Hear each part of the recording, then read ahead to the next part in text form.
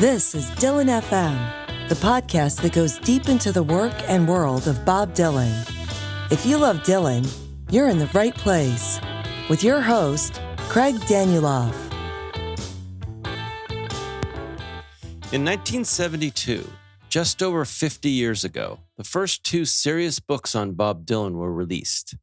Before then, Dylan was documented primarily in magazine articles, although there was at least one slim paperback book that was out before 1970.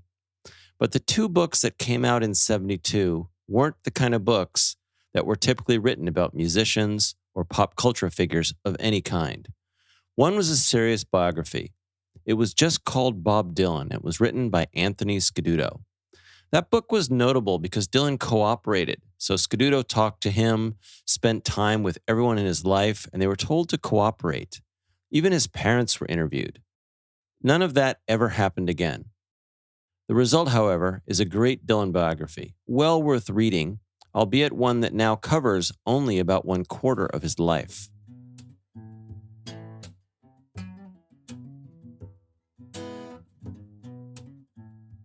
The other book that came out in 1972, in the UK at least, and then 1973 in the US and Japan, was even more radical. It wasn't a biography, but a serious literary analysis. A book of commentary and criticism of the kind that had, until then, been reserved for serious literature. Surely there was nothing in pop music that required or deserved scholarly analysis. A young writer just out of college disagreed. His name was Michael Gray. Gray felt that what he was hearing on Bob Dylan's early records wasn't simply the work of a folk musician or a pop star, but rather the work of a serious artist, and work that was worthy of and perhaps demanded a more penetrating and critical analysis. There are shelves full of these kinds of analysis of all kinds of bands and musical artists today. But in 1972, there weren't any. Michael Gray's book, Song and Dance Man, The Art of Bob Dylan, was the very first. And 50 years later, there are a lot of people who will tell you it is still the best book ever written about Bob Dylan. I recently talked to Dylan author Keith Miles about Song and Dance Man. Here's what he had to say. Song and Dance Man is probably one of the most important books written about Bob Dylan. People forget that the road to the Nobel Prize was very long, took many years, and began with that book, began with Michael Gray. Other reviewers have been equally impressed. Rolling Stone called it monumental, endlessly illuminating. The Evening Standard called it the definitive and critical work. David Hadju, author of Positively 4th Street and a guest on FM Pods when we talked about the philosophy of modern song, said it is the most penetrating and clear-headed work on Dylan's work ever done, a monumental achievement.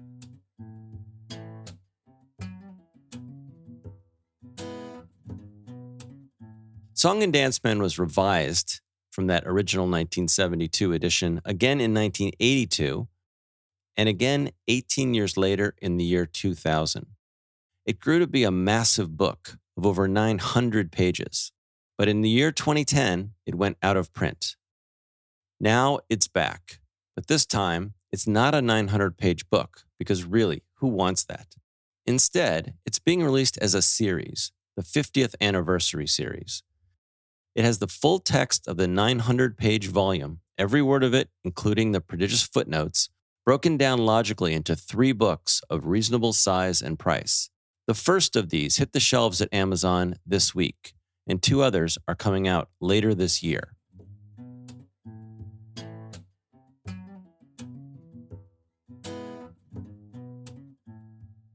Which brings us to this podcast, which is a new mini-series that we'll be running alongside the regular episodes here on Dylan FM. This is the bonus track, or the commentary for the book. We're going to walk through Song and Dance Man, share some exceptional passages, and Michael will expand on his thoughts and answer some questions. This is a great companion to the book, if you have a copy and read it long ago, or a preview or a teaser if you don't have it yet and want to go order one. I certainly hope you do. It's available at Amazon, and there are links in the show notes. You can buy the book in print or on Kindle. This episode starts at page 1, chapter 1. We present Michael with some of his own writing about Dylan in the Village, Dylan's first album, and the very early songs of Bob Dylan.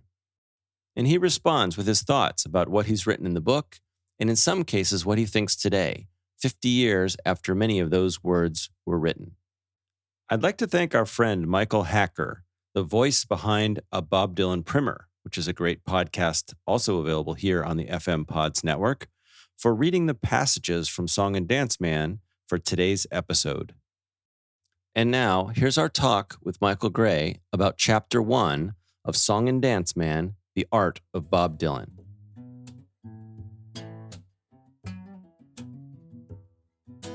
I love the way this begins because the unique aspects of the book come out very quickly in this passage. When Dylan first went east and arrived in New York at the start of the 60s, the repertoire and styles of delivery he brought with him provided a culture shock, not only to Sinatra-tuned audiences, but also to the patrons of the many small folk clubs, then in bloom around Greenwich Village. As he recalls the latter's reaction, it ran as follows. "You sound like a hillbilly. We want folk singers here."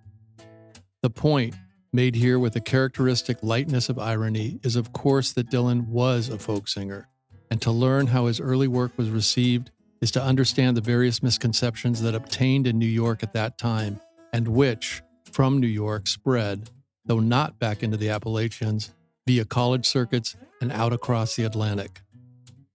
To sound like a folk singer, you were supposed to be smoothly ingenuous, angry, and above all, sensitive. And you go on to talk about Peter, Paul, and Mary and some of the other acts that Dylan was put up next to or stood next to when he arrived in the Village. So let's start there with your thoughts and that characterization of what was unique about Bob kind of the second he stepped into Greenwich Village. First of all, I think that introduction to the chapter is a little on the arrogant side. Because there was more variety in the people in Greenwich Village than that account gives credit for. There were people who were very real as well. There were people like Dave Van Ronk, the mayor of MacDougall Street. And, very famously, Dylan stole his arrangement of House of the Rising Sun straight from Van Ronk. Just before Van Ronk was going to record it, Dylan had heard Van Ronk sing it live, and he rushed into the CBA, the Columbia Record Studio, and did it first. And there it was. So there was more variety in the people there. But it's true what Dylan says, that some people were very rigid about what genre of folk music they were prepared to be a performer of. That's one thing, people who sang Northern Forest work songs wouldn't sing sea shanties, and people who sang Southern mountain songs wouldn't sing Irish ballads. So there was that. That was one kind of rigidity. There was a lot of rigidity. And the other thing was that a lot of these people didn't think it was their job to write songs. In fact, they thought it was not at all the done thing, What they thought was that their job was to try to get back to the most immaculate version of a traditional folk song that they could possibly unearth. And that was, the older it was, the more authentic they were. The writing songs was a no-no for many of these people. So that was another way in which Dylan was distinctive. He had this devotion to Guthrie, and he had honed his voice partly on Guthrie's. And so he had a rougher voice than all the Peter, Paul, and Marys, and also a more rougher kind of stage presence and approach than a lot of the people who were trying to be very purist. But also, that was a kind of rock and roll attitude that he brought to this. He'd had an electric guitar and been devoted to Little Richard and the others before he took up with folk music. I mean, he realized that folk music had in some ways much more to offer than 1 o'clock, 2 o'clock, 3 o'clock rock, or, I love you, please be true.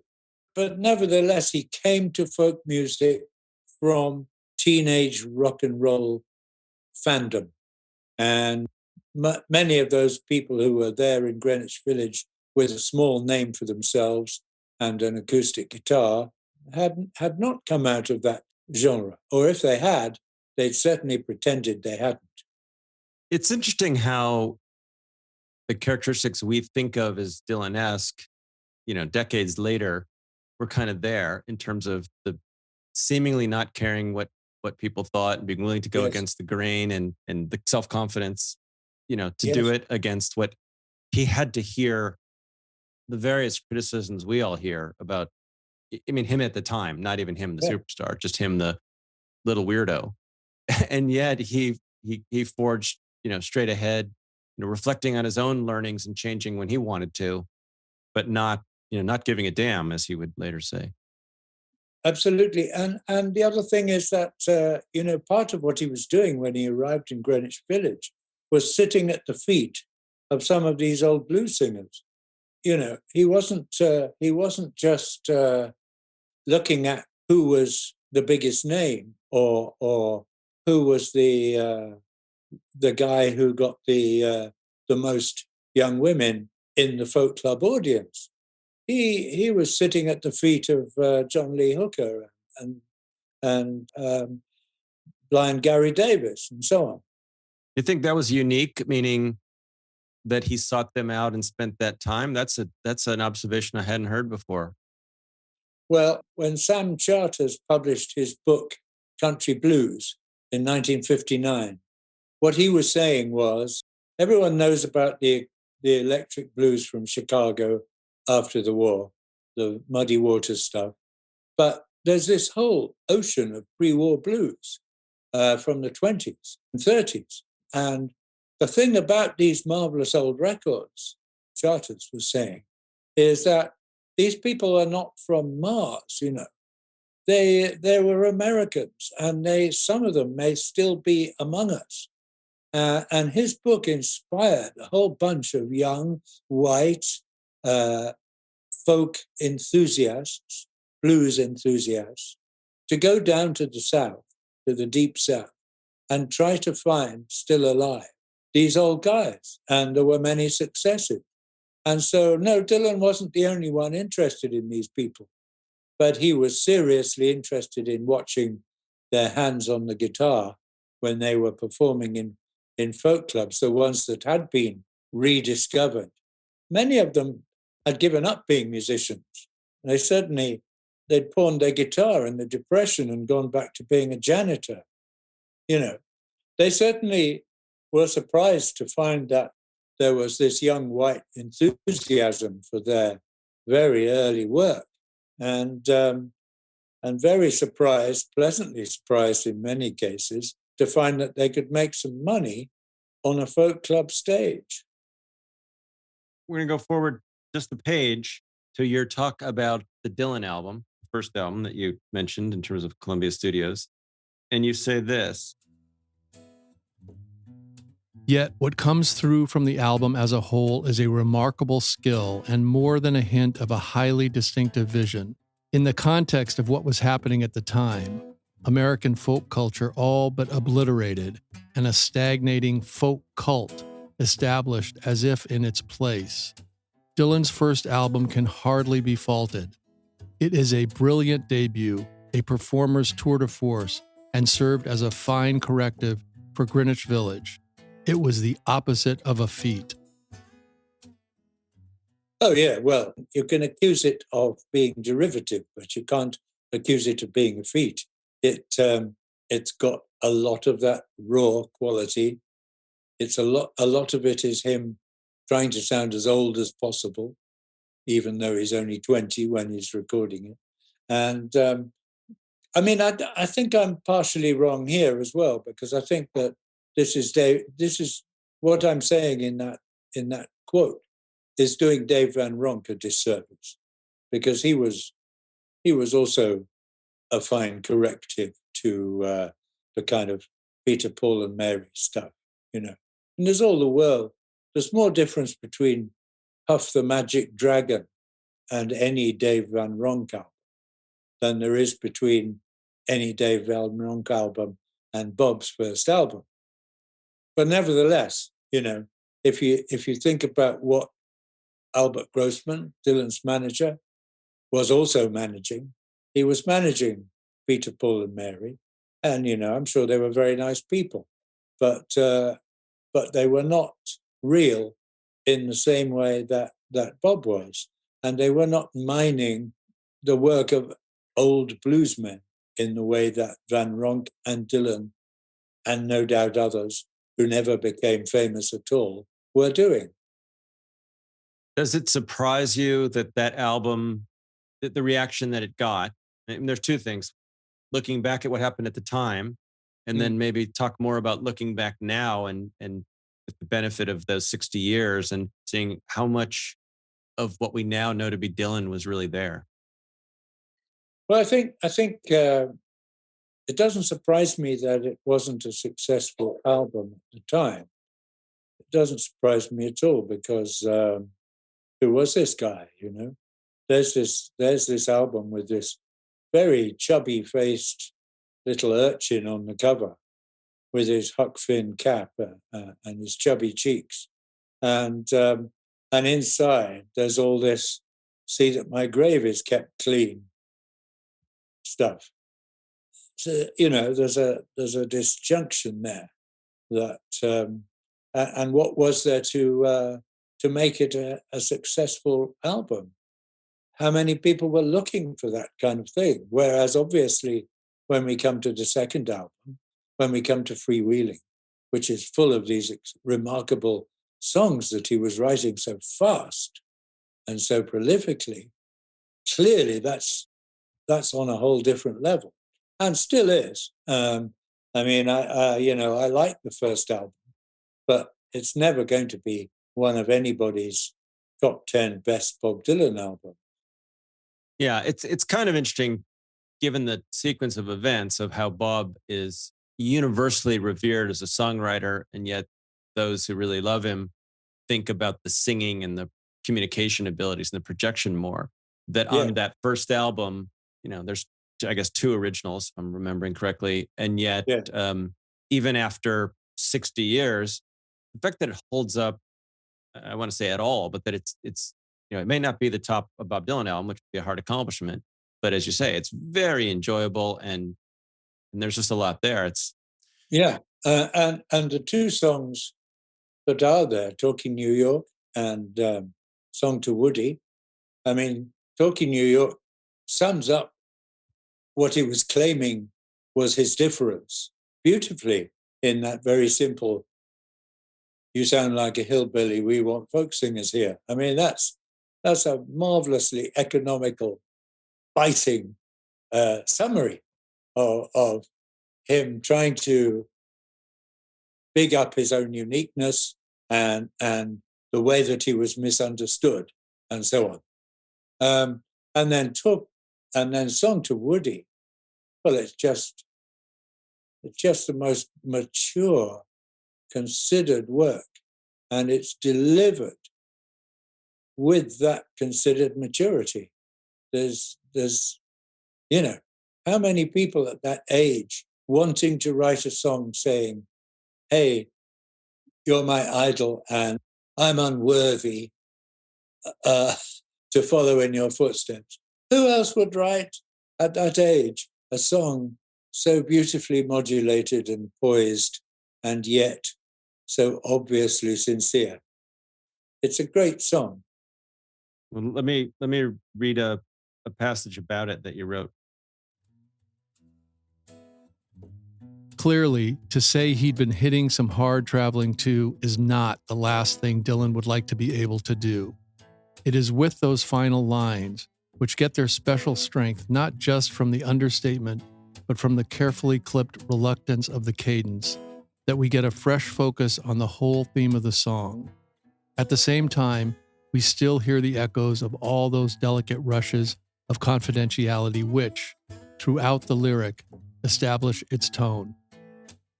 Other aspects of the song also contribute to its appeal.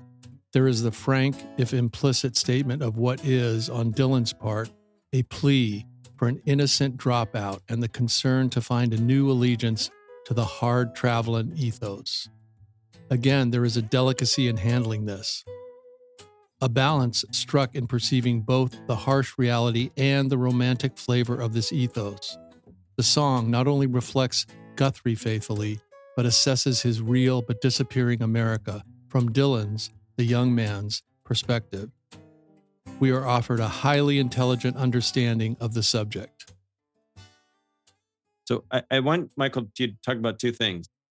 That, the quote specifically in Dylan's performance of the end of that song, but also I think this is a really great paragraph to talk about what you did in Song and Dance Man of, as you said, looking at Dylan as someone worthy of serious analysis and criticism, because that paragraph, unlocking what's inside a verse or two of Dylan, is the kind of thing that maybe no one had read in 1972. Yeah, thank you. I think that's true. I mean, I'm talking there about, for example, about the wistful way that he talks about the people who have done the hard traveling.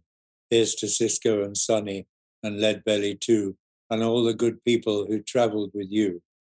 You know, on the one hand, he knows perfectly well that it's no longer the 1930s. And he says this elsewhere, doesn't he, in one of the early poems on the back of one of the comparatively early albums. He talks about, you know, who needs me today to be fighting this stuff. So on the one hand, he's aware that it's not the same era as this traveling that he's talking about. But on the other hand, he's also admitting that there's something very romantic about it, that there's something very, if you like, very unrealistically romantic about it.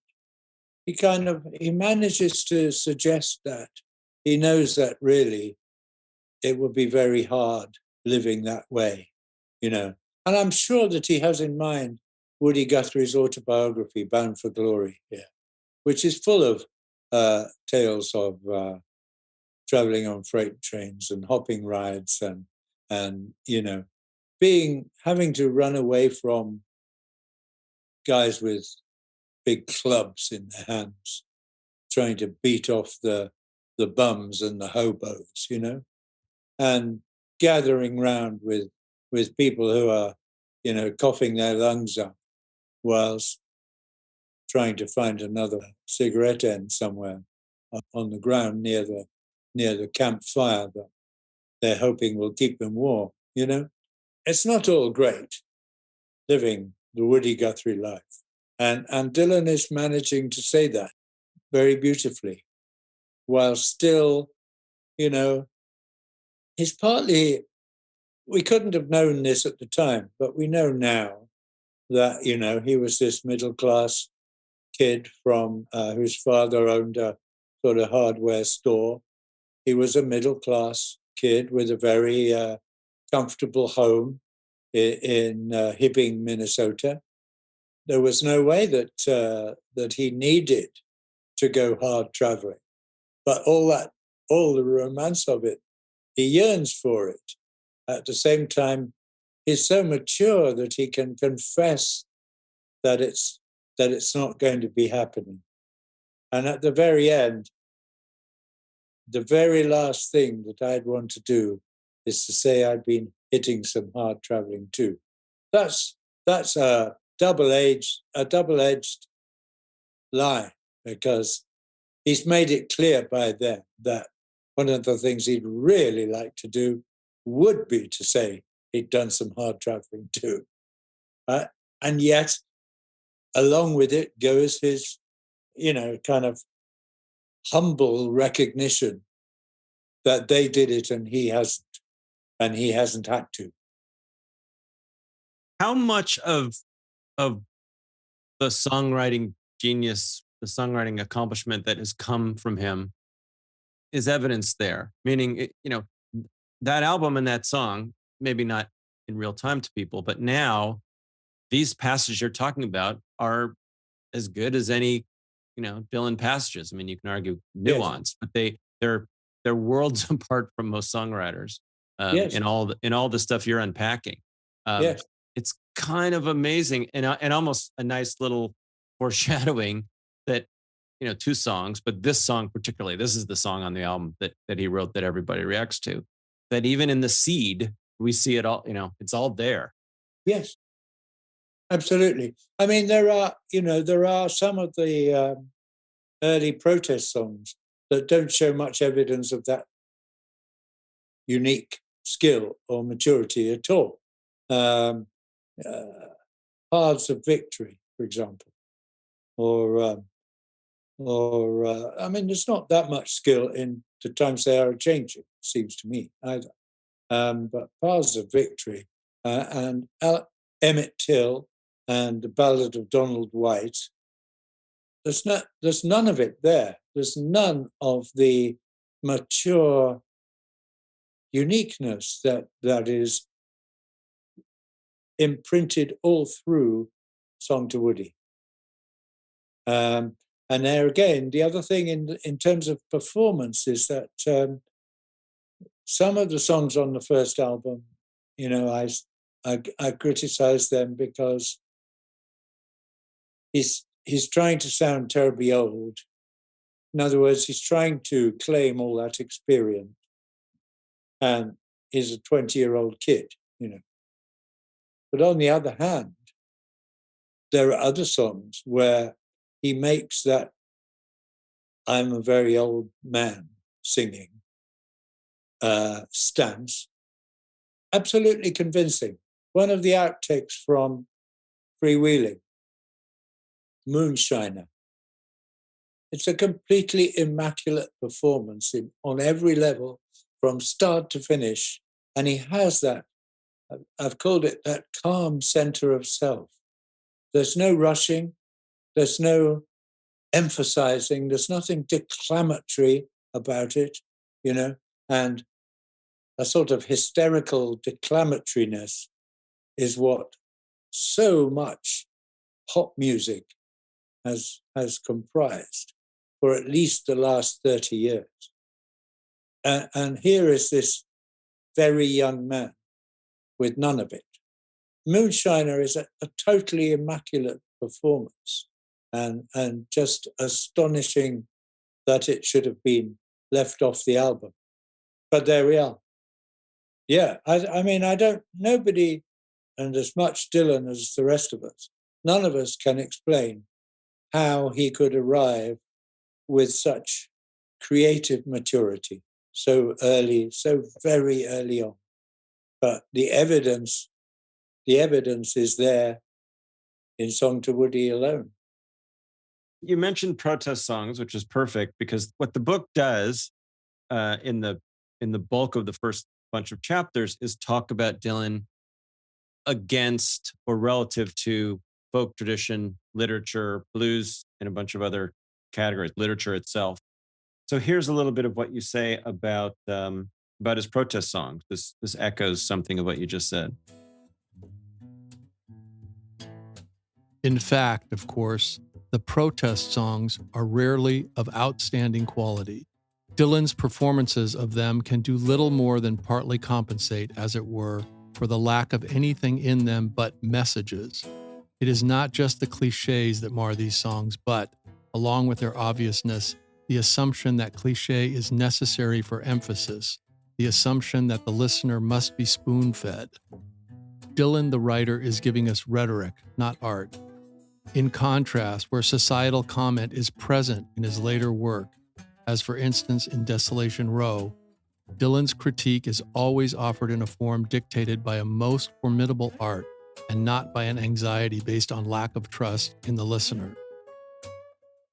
Trusting the listener is something which is very important in Dylan's work. It seemed to me the first album that I encountered myself as a young man, as a student, was the fourth album, Another Side Of. The last solo album until the 1990s. And on that album, it took me a while to get used to his voice. But when I did get used to it and realized what a superbly intelligent, nuanced instrument it was, one of the very striking things was how completely he trusted that he was getting his point across, however subtly he might have been saying it. And he abolishes the gulf between the grand performer and the oiks in the audience. He just speaks so directly to you, and so trusting the audience like that is he does it more than any other performer I can think of. I mean, although I think possibly, in more recent times, it's one of the things that he has changed in our consciousness is what's possible with popular music. It's possible to trust the audience instead of them just being told how to receive stuff. And the trouble with some of those protest songs is that he over-explains them, i.e. he doesn't trust the audience. I mean, another one that I really wince at is the one about John Brown went off to war. He gives John Brown's mother a really hard time. It doesn't. John Brown never becomes a real individual. He's just a cipher. He's just, this is my today's protest against patriotism and the unthinkingness of people sending their children off to war. Well, it's a huge subject and it's a small song.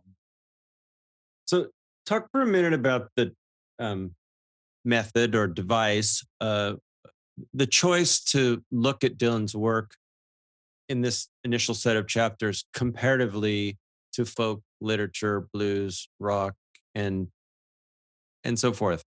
Well, it seemed to me that when I was first listening to him, what astonished me was partly the length of some of the songs, because as I say, the fourth album was the first one I listened to. And so there we have Chimes of Freedom and My Back Pages, for example. And these are lengthy songs. And I came to this from rock music myself. I came to it from rock and roll. And hit singles were 2.5, 3 minutes. And Bob was singing longer things than that. But also, every time he brought out a new album, he sounded completely different, and no one else did that. Everyone else had a voice, and they used it the same. And maybe when they got older and wearier, it declined a bit, like Sinatra. But Elvis Presley started sounding more like Bing Crosby. But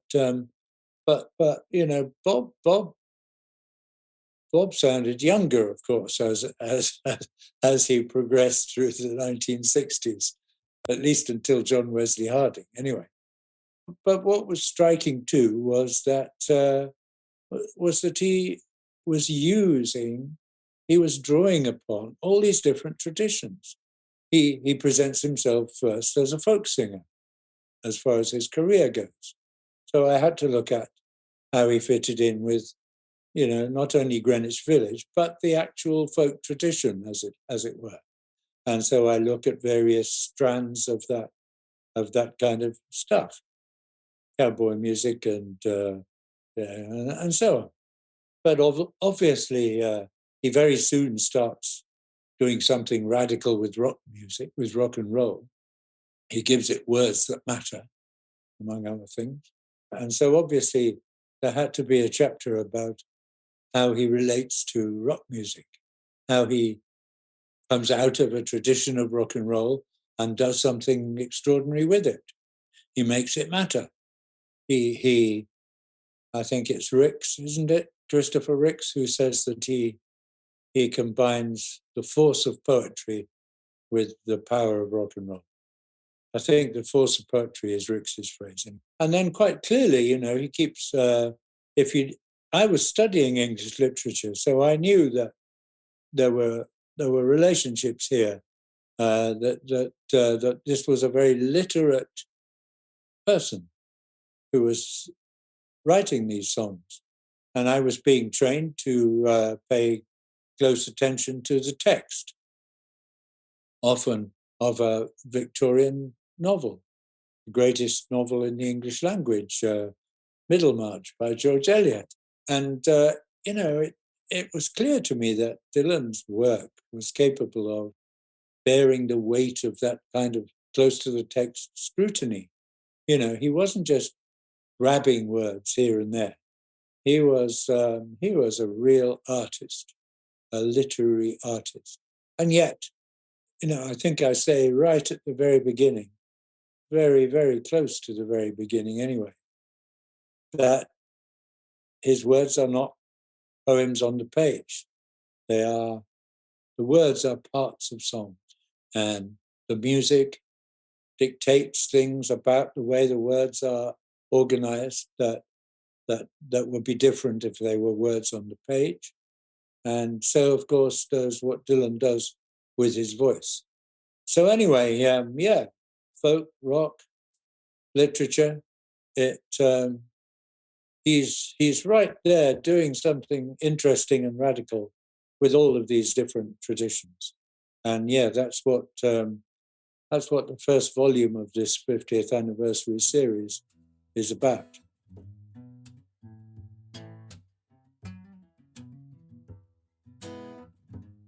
I hope you've enjoyed this chat about just 4 small passages from Chapter 1 of Song and Dance Man, The Art of Bob Dylan. Volume 1 of the new 50th anniversary series, which is called Language and Tradition, is available now at Amazon, in print and on Kindle worldwide. As the passages you've heard today and Michael's comments indicate, the book provides an incredible discussion and analysis of what makes Dylan special. We all love these songs, but when you read someone articulate what's going on and why they impact us, it's just fascinating, and it helps you to appreciate the music even more and understand a lot more about what's there and why. We're going to do a bunch more of these podcasts, continuing to walk through the book, so dig out your old copy or order a new one. There are links in the show notes to buy one at Amazon. My thanks to Michael Gray for his patience in talking with us in such great detail.